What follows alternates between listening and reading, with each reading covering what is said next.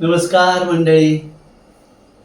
छायाताई महाजन एक उत्तम लेखिका आणि कवयित्री. ललित लेखन ही त्यांची खासियत आहे. त्या आपल्या आजूबाजूच्या गोष्टी पंचेंद्रियांनी अगदी समरसून टिपतात, आपल्या हृदयात साठवतात आणि लिहिताना आपल्या चपखल शब्दयोजनेतून रसिकांच्या मनापर्यंत पोहोचवतात. त्यांच्या गगन जीवन तेजोमय या पुस्तकातल्या बाजार या ललित लेखाचं अभिवाचन मी डॉक्टर मुकुंद करंबेळकर चाळीसगाव त्यांच्या साहित्य छाया या यूट्यूब चॅनल करता करत आहे. कसं वाटलं जरूर सांगा. बाजार. संध्याकाळ. उतरती पिवळी ऊनभोगी आम्ही गावात पोहोचलो. गाव अनोळखी. इथं सुंदर हेमाडपंथी जुनं मंदिर आहे असं ड्रायव्हरने आम्हाला सांगितलं. त्यामुळे गाडी गावात आत जायला वळवली आणि गल्लीच्या तोंडाशी ती बंद पडली. आम्ही सगळेच जण उतरलो. पुरुष मंडळी गाडीपाशी थांबली. ड्रायव्हरनं गाडीचं बॉनेट उघडलं. तेव्हा आता निश्चिंती आहे असं वाटून आम्ही समोर असलेल्या घराच्या ओट्यावर जाऊन बसलो. दिवसभराचा प्रवास आणि घरी पोहोचण्याची अनिश्चितता यामुळे आम्ही मरगळल्यासारखे बसलो होतो. कुठल्या तरी दिशेनं जगदेव सिंगचं ये दौलत भिलेलो ये शोहरत भिलेलो हे गाणं कानावर पुसटसं पडत होतं. गाडीभोवती गावातली लहान पोरं आणि एक दोन तरुण जमा झाले होते उत्सुकतेपोटी. काही जवळ जाऊन चौकशी करत होते. गल्लीत आजूबाजूला लहान लहान मुलं खेळत होती, पळत होती, एकमेकांना हाका मारत होती, हसत होती. गल्ली आवाजानं भरलेली होती. तेवढ्यात घंटेचा आवाज आला आणि पोरांचे आवाज थांबले. पाठोपाठ बुट्टी के बाल, बुट्टी के बाल असा पुकारही झाला. खेळणाऱ्या मुलांमध्ये संचारलं. जोरदार हालचाल झाली. आवाजाच्या दिशेनं काही आणि बहुधा काही घराच्या दिशेने पळाली पैसे आणायला. आम्ही हे सगळं पाहत होतो. माझ्या शेजारी बसलेल्या मैत्रिणीचा चेहरा मात्र त्या आवाजानं बदलला. तेवढ्यात खांद्यावर गुलाबी रंगाचे कापसासारखे गुच्छ लटकवलेला विक्रेता समोरून येताना दिसला. एकीकडे तो घंटी वाजवत होता. त्याला पाहताच मैत्रीण म्हणाली, किती दिवसांनी पाहतीये मी बुड्ढी के बाल. मला खूप आवडायचे. चला आपण घेऊयात का. आम्ही सावधपणे आजूबाजूला पाहिलं, पण अनोळखी गावात आमच्या या धाडसाला मुभा होती. तेवढ्यात बुड्ढी के बालवाला पण आलाच. ते अति गोड कापसासारखे तंतू तोंडात विरघळताना तिच्या चेहऱ्यावर असीम समाधान आणि आनंद होता. ती म्हणाली, आपण गावात आलो तेव्हा जगजीत सिंगचं गाणं चालू होतं, आठवतं? ये दौलत भिलेलो. त्या गाण्यातल्यासारखं मलाही कधी कधी वाटतं. अरे बाबा, माझ्याजवळ असलेलं सगळं घे पण लहानपण मला परत दे. काय मस्त कल्पना आहे ना. लहानपणी पुढे इतका वैताग आहे माहिती असतं ना तर मी मोठी झालेच नसते. आम्ही तिच्या कल्पनेवर मनमुराद हसलो. प्रत्येकालाच तसं वाटतं, मग गरीब असो वा श्रीमंत, कारण तो आनंद आता आपण गमावून बसलेलो असतो. मी म्हणाले, या बुड्ढी के बालशी माझ्या आठवणी अशा जोडलेल्या आहेत की माझं मन जत्रेत जातं. कारण जत्रेतच हे विकायला यायचे. आमच्या गावात जत्रा भरायची. लहानपणी त्याचं कोण अप्रूप. जत्रा म्हणजे मज्जा हे समीकरण पक्क.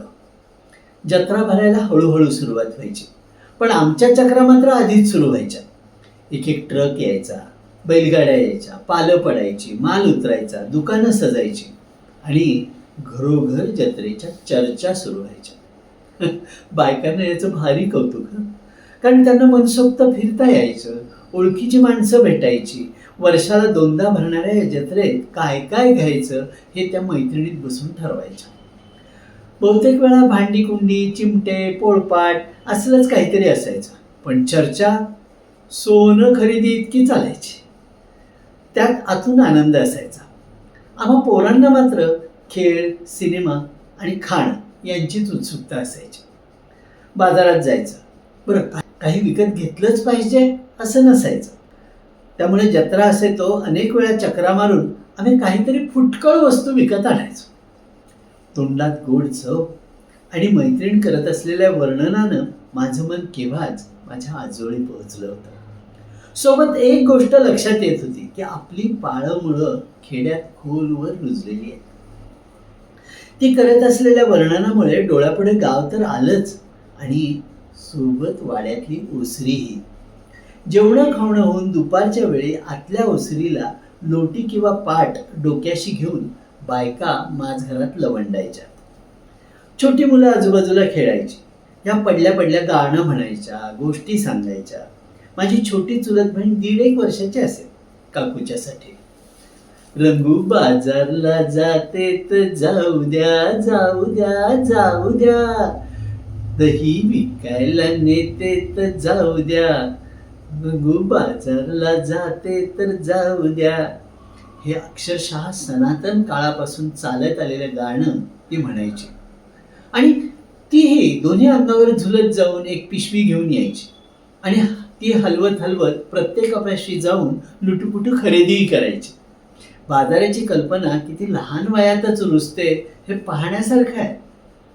सध्याच्या आधुनिक आणि शहरी वातावरणात बाजाराची कल्पना, जत्रेची कल्पना मागे पडली.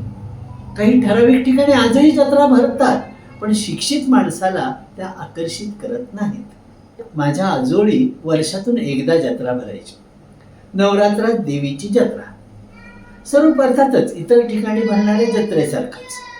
भरपूर दुकानं, एका बाजूला टपराट हॉटेल, रिबिनीपासून ते मोठमोठ्या तांब्या पितळेच्या डेगी आणि लोखंडी कढयांपर्यंत सगळं मिळायचं. आणि भाजीपासून ते पोपटानं काढलेल्या चिठ्ठीवरून भविष्य इथपर्यंत सगळं मिळायचं. टुरिंग टॉकीजमध्ये खेळ लागायचा.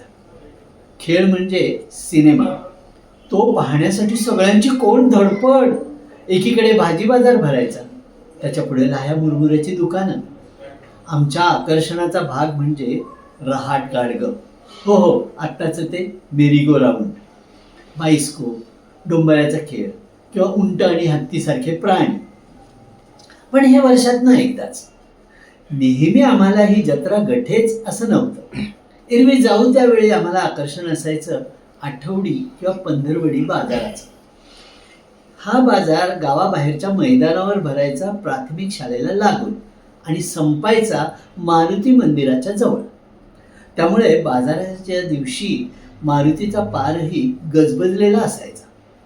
आलेल्या लोकांच्या भाकरी ठेच्याच्या वासानं मारुतीलाही जेवायचा मोह होत असणार असं आम्हाला वाटायचं. आजूबाजूचे आणि गावातले लोक बहुंशी शेतकरी. त्यामुळे मळ्यामधून भाज्यांच्या गाड्या सकाळीच बाजाराच्या दिशेनं रवाना व्हायच्या. 10-10:30 पर्यंत जवळपासच्या गावच्या गाड्या येऊन उतरायच्या. शेतकरी माल विकायला आणायचे, तसे खरेदीलाही यायचे. गाडी जातेच आहे तर काही नातेवाईकांना भेटायलाही त्या भरल्या गाडीवर बसून यायचे. कुणी आजारी असलेलाही याच वेळी वैद्याला दाखवायलाही यायचा. म्हणजे एकूण मल्टीपर्पज किंवा बहुउद्देशीय मंडळी यायची. बाजारात धान्य, भाज्या, कोंबड्या, बकऱ्या हे एकाच वेळी वेगवेगळ्या जागी विकायला असायचं. सणवार जवळ असेल तर कपड्यांची, भांड्यांची दुकानं लागायची. सणानुसार मातीचे करे, तीळ, हलवा, पोळ्याला मातीचे बैल, हरताळकेला सखी पार्वती अशी कुंभाराची कलाकुसरही विक्रीला यायची. एरवी मात्र हा कुंभार माठ, मडकी आणि काठवत घेऊन बसायचा.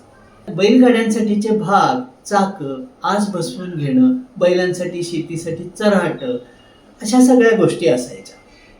पोराटोरांना मात्र ओढ असायची ते गुडदाणी, शेव किंवा चिक्की यासारख्या पदार्थांमध्ये आणि मुरमुरे, फुटाणे, खारे शेंगदाणे किंवा रेवड्या त्या घेण्यामध्ये.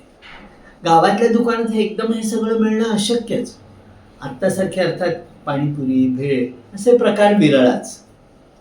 आत्ता बाजारात गेलं तर मुरमुरे फुटाण्याचं एखादं दुकान सजलेल्या दुकानांच्या रांगेत अंग चोरून उभं असल्याचं दिसतं.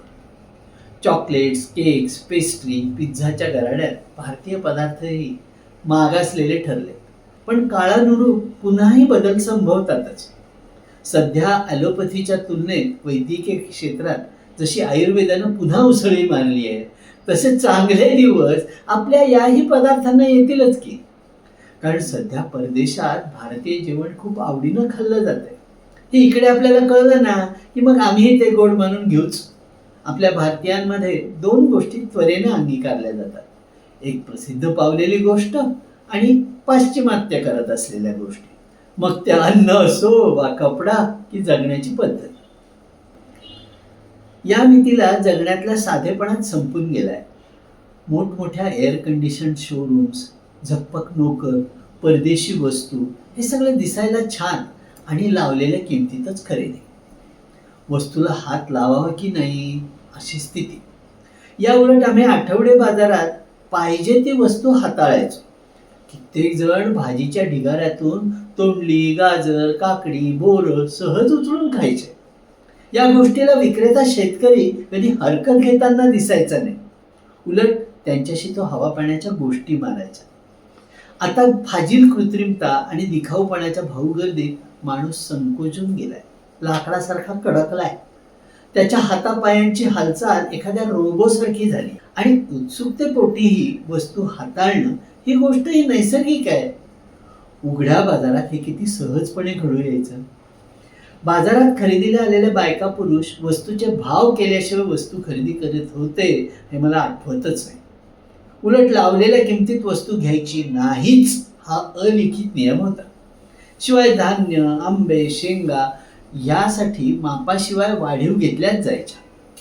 हे घेतानाही भावाची घासाघीस चालूच राहायची. कित्येक वेळी वाटतं की भाजीसारख्या गोष्टीत नफा तो केवढा. मोठ्या दुकानांमध्ये घासाघीस करायला तोंड उघडत नाही. त्यामुळेही असेल कदाचित की घासाघीस करायची हौस या अशा बाजारात पूर्ण होते. आजकाल अमेरिकेसारख्या देशातही मोटारगाड्या विकत घेतानाही घासाघीस होते हे विशेष. यात वस्तू स्वस्तात मिळवल्याचं समाधान असावं. अर्थात घासाघीस ही पण कला आहे. ती ज्याला आत्मसात असेल त्याला ती दाखवण्याची सुसंधी म्हणजे बाजार. व्यवहार चातुर्यात आपण पारंगत आहोत हे दाखवायची माणसाची सुप्त इच्छाही त्यात अंतर्भूत आहे. यात कधी कधी गमतीशीर प्रतिघात होतो. माझ्या काकूला घासाघीस करून किंमत कमी करण्याचा भारी सौस. तिचा तो मोठा गुण ती मानायची. त्यामुळे बाजारहाट म्हटला की तिचा वरचष्मा असायचा. एकदा एका बाजाराच्या दिवशी सोलापुरी चादरींचा विक्रेता आला. पूर्वी असे विक्रेते घरी यायचे. त्या दिवशी घरी कोणी नव्हतं. हिवाळ्याचे दिवस. बाजारात काकू आईला पाहताच तो हात जोडून उभा राहिला. घरी येऊन गेल्याचं बोलला. वास्तविक त्याच्याशी व्यवहार पुरुष लोक करायचे. पण काकूला काय सुचलं की तिनं चादरी पाहायला सुरुवात केली. आई नको नको म्हणत होती. ही त्याच्या किमतीही विचारायला लागली. खरं तर चादरी खरेदी करण्याचा मानस नव्हताच. आम्हालाही खाऊची आशा होती. ही घासाघीस बराच वेळ चालली. चादरी घ्यायच्याच नसल्यानं 20 रुपयांची चादर काकूनच चक्क 10 रुपयांना मागितली. विक्रेत्यानं विचारलं, किती चादरी घेणार? तेव्हा काकून 6 घेणार असं म्हटलं. कारण तो स्वस्तात चादर देईल हे त्यांना वाटलंच नव्हतं. पण आश्चर्य किती. विक्रेता म्हणाला, दिल्या. त्या क्षणी या दोघींचे चेहरे पाहण्यासारखे झाले. काकूचा तर विचारूच नका. आणि खरोखर त्या चादरी घरी आल्या.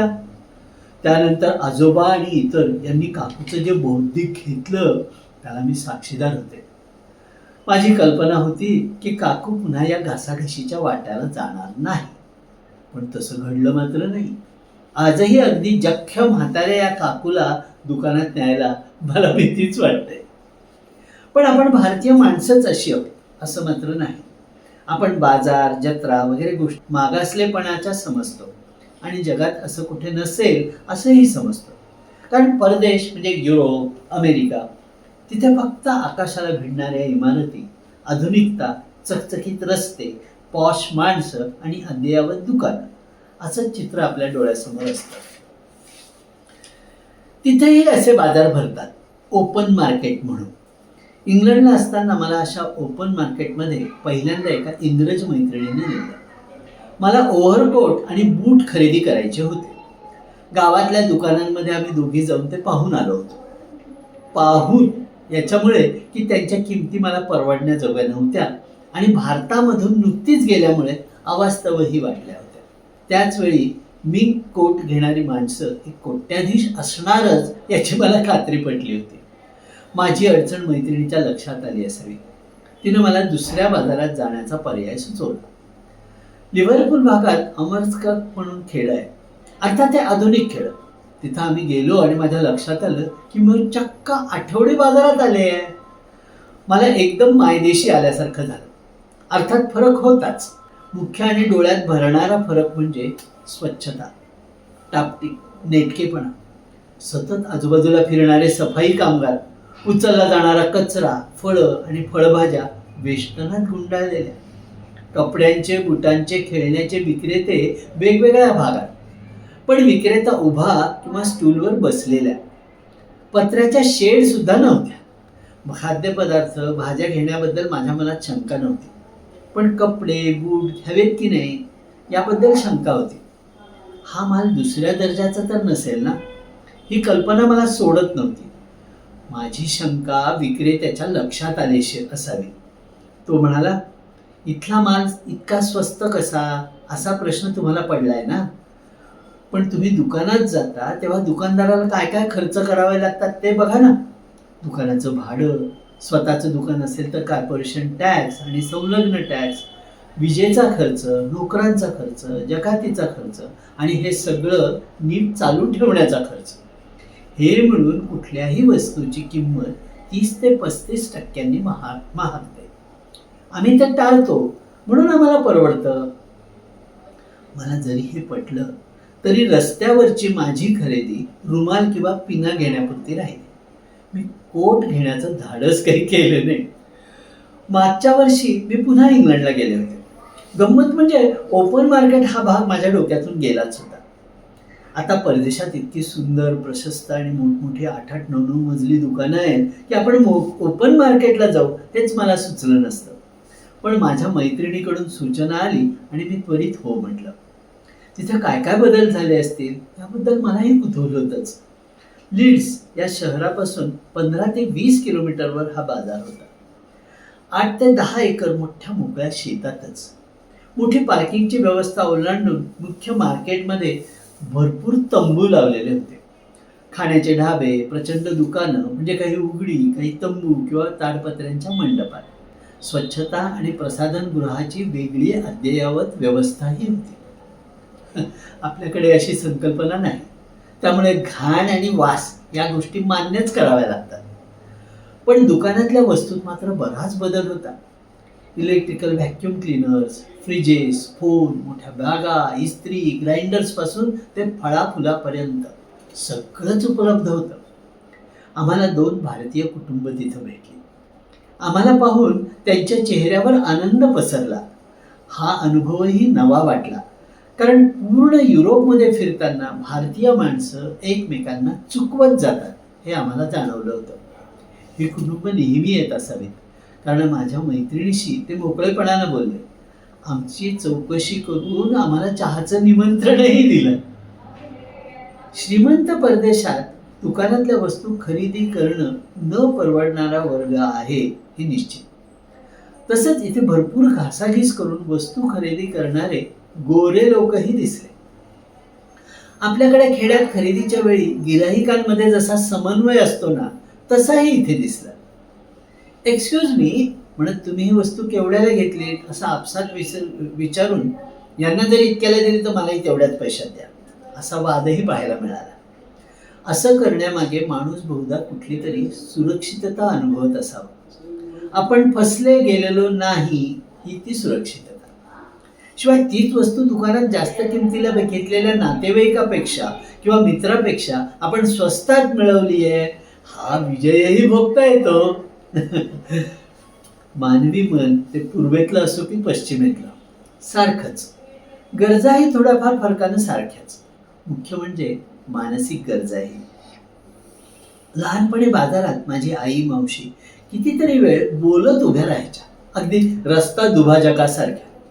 लोकही तशा उभ्या असलेल्या अनेकांच्या आजूबाजूनं विना तक्रार ये जा करत राहायचे. ओळखीचा चेहरा दिसला की पाय आपोआप थांबायचे. कधी आलात, घरचे कसे आहात म्हणत म्हणत लेकरा बाळांपर्यंतच्या सगळ्या चौकशा बाजारातच व्हायच्या. लेकी बाळींच्या लग्नाबद्दलही गप्पा चालायच्या.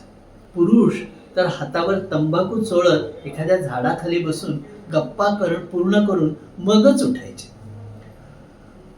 तिथेच आजूबाजूला इतरही ओळखीचे जमायचे. उगाचच रेंगाळत उभे असलेलेही कितीतरी जण असायचे. आमच्या गावात एक मुका मुलगा होता. लहानाचा मोठा तिथेच झालेला. त्याला खूप काही सांगायचं असायचं. ॲ करीत हातवाऱ्यांच्या सहाय्यानं तो कितीतरी वेळा आमच्या सगळ्यांशी संवाद साधायचा. सगळं ठीक आहे ना, एवढं खुणाने तर तो लहानातला लहान आणि म्हाताऱ्यातल्या म्हाताऱ्यालाही विचारायचा. कधी कधी त्याच्या खाणाखुणांना लोक वैतागायचे, त्याला टाळायचे. म्हणून पुढे पुढे आम्ही तो दिसला की दिवस चांगला जातो अशी फुसकुली सोडली. त्यानंतर सगळे त्याच्याशी प्रेमानं वागायला लागले होते. माणूस हा सामाजिक प्राणी आहे हे चावून चोथा झालेलं वाक्य हे खरंही आहेच. पण त्यात तो आवडीचा असेल किंवा परदेशी सजातीय भेटला तर आनंद अधिक. आजकाल संगणकानं आणि वाहतुकीच्या सोयीनं जग खरोखरच पायाशी आणता येतं. ईमेल, इंटरनेट चाट अशा गोष्टी तर आहेतच. आता तर प्रत्यक्ष एकमेकांना बघत बोलता येतं. पण प्रत्यक्ष बोलणं, हात हातात घेणं, वाटेल ते आणि वाटेल तितका वेळ बोलणं, आनंदानं टाळ्या देणं हे मात्र यात शक्य नाही. किंवा जीवाभावाच्या गोष्टी करणंही घडू शकत नाही. म्हणून कदाचित आजही बाजार भरताय. स्वतःच्या अनुभवात इतरांना सहभागी करण्याची सहभावना अशा बाजारांमध्ये समाधानकारकरित्या पूर्ण होते. बुड्ढे के बालचा एक गोळा संपेतो माझं मन अनेक बाजारात, माझ्या गावात, परदेशात, लहानपणात सगळीकडे फिरून आलं होतं. जिभेवरची चव आणि नाकातले वास किती किती अनुभवांना पुनर्निमंत्रण देत असतात. त्या भोगलेल्या अनुभवांना नव्या अनुभवांशी तोलत राहणं आणि जोडतही राहणं आणि जुन्या अनुभवांसाठी व्याकुळ होत राहणं हाही गमतीचा अनुभव असतो. हो ना? धन्यवाद.